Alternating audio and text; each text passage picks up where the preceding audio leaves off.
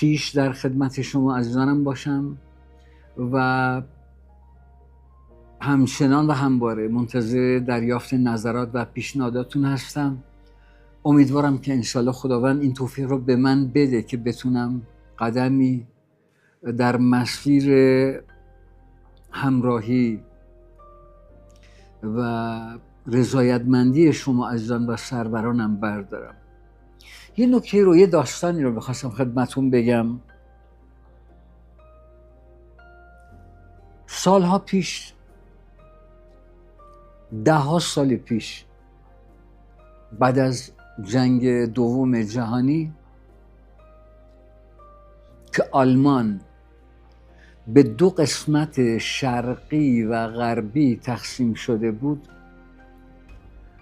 اومدن با جلسه‌ای که در سازمان ملل گرفته شد، اومدن دیواری در شهر برلین قرار دادن و در حقیقت برلین رو به 2 قسمت، برلین شرقی و برلین غربی تقسیم کردن.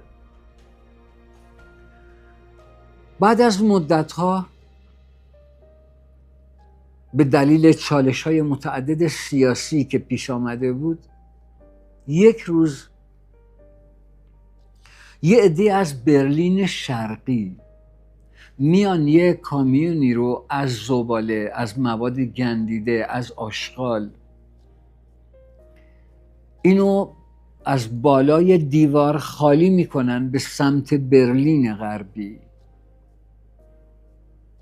مردم برلین غربی هم میتونستن این کار رو به همین سادگی تلافی کنن و انتقام‌جویی کنن، اما این کار رو نکردن.